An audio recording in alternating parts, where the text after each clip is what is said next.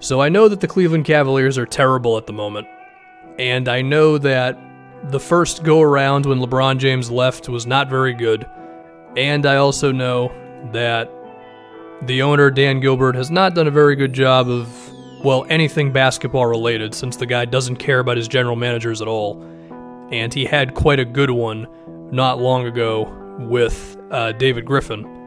But even with all those things being said, I think within all of the problems that the Cavs currently have, I do think there is actually a world where the situation is not as bad as their 7-23 record would suggest. Number one, their attendance has been amazing, and whether that's just because of the LeBron bleed over or whatever, they're second in the league in attendance, so that's nice. But we don't really care about that one.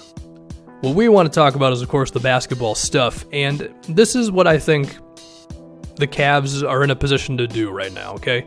You got Collin Sexton. As of right now, what I can say about him is he's definitely a scorer. The playmaking is going to be the thing that takes a little longer with him, and I've even seen some people out there suggest that his handle is not really the best. But I think the shooting percentages are the most promising thing with him. 87% from the line, 41% from three. Granted, he's only taken 2 threes a game and about 2.5 free throws a game. But we knew about all the other stuff, right? Like, we know this guy's going to play hard. We at least hope that he can be a really good defender. I mean, he certainly cares about defense. Whether he's actually good yet is a different question. But the fact that he cares and he just turned 20 is a pretty good sign. We know he can attack the basket. So the fact that his shooting is showing life right now on a team that really isn't that good and does not have another real offensive option because Kevin Love has only played 4 games, of course, that's a good sign. Now, whether Collin Sexton is a point guard who can lead this team towards greatness for the next decade plus, I don't know. But I'll tell you this much. If we stack up all of the Cavs' recent high draft picks, like Kyrie is number 1, Collin Sexton's definitely number 2. I think he's already showing signs that he's going to be better than Deion Waiters, certainly better than Anthony Bennett, and hell, I mean, if you want to consider Andrew Wiggins to be the Cavs' draft pick, which he technically was, I mean, I don't know if Sexton is as talented or as gifted as Wiggins is, but he definitely cares more and all that stuff. So that's good. That they got themselves a real player. They did not mess up the draft pick, and that is, of course, a good sign. Although if I can criticize Sexton some more, he takes way too many long twos. He's shooting like 35% of his shots from 16 feet to like 21 feet, and that's just too damn many. The next thing that should be said is between Cedi Osman, who has kind of fallen off a cliff since I called him the future best passer in the league. But at the same time, a lot of those passes were going to Kevin Love. So I still hold out hope that a 26-year-old Cedi Osman could be a pretty good like 16 point, 6 assists, 6 to 7 rebounds a game guy who's also a pretty decent defender, given that he's like 6'8" and 220 pounds. The thing with Cedi is, I think, number one, he is perhaps not as aggressive as he should be. He doesn't want to, like, step on anybody else's toes. I think, also, I don't think Larry Drew's system is perhaps the best for Cedi. I think he could be great in some sort of a motion offense, because while he's a good ball handler, I don't think he's good enough to attack in isos and pick and rolls all day. I think he's a good passer, but also, again, not good enough to where he can just beat his defender all day long and draw defenses in and stuff. So if you could have him moving and have him setting screens or something, then I think that could unlock a bit more of Cedi's game. And then, if we assume the Cavs are going to be bad for the rest of the season, which I think is a safe bet, it would make sense for them to not, like, rush Kevin Love back.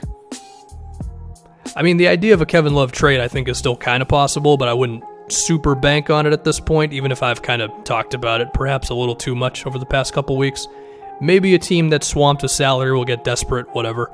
But, you know, if you would have Kevin Love just sit out for as long of this season as possible, get yourself as high of a draft pick as possible, and then you pair up Osman and Sexton with, I don't know, RJ Barrett, Cameron Reddish, Romeo Langford, Zion, whoever it may be, suddenly it's like, you might have 3 pretty good young players who you can feel excited about. And then, given that Tristan Thompson has kind of bounced back here, granted his contract doesn't have too much time on it, and I don't know if you'd want to commit to him super long term, but he's at least not bad in the moment. And then you've got Kevin Love for a few more years, and there's definitely a risk that Kevin Love's health is going to be a problem throughout this contract, but he showed in the 4 games he played, while his efficiency was not the best, one, he's still a legit rebounder, and if you made me take a guess, I would assume that he can still be a post-up player, a three-point shooter. He shot 8 free throws a game in the 4 games he played, so I think there's room for Kevin Love to still be a damn good offensive player. And then it's like, okay, 3 promising young dudes, assuming you get the draft pick right. Kevin Love and Tristan Thompson are still pretty good. That kind of allows you to be a not bad team in the moment while you're building up the young dudes. Hey, it's not as bad of a situation as the record would suggest. And I think it's a good sign for this team that they're already kind of getting ahead of this rebuild, because they just pulled off that George Hill trade, right? Where they got themselves this extra Bucks pick, which is a really confusing pick because it involves what Phoenix does from the Eric Bledsoe trade to the Bucks. But if I'm interpreting it all correctly, it's probably going to go to Cleveland next season. So that'll give you an extra pick. Granted, it's going to be like the 20-somethingth pick, but hey, an extra pick is an extra pick, so they should not be complaining. As far as the Atlanta pick that they traded for Kyle Korver a couple years back, I could picture that one going to the Hawks next season, because if Kevin Love is healthy, then I could picture these guys finishing with a pick that is outside the top 10.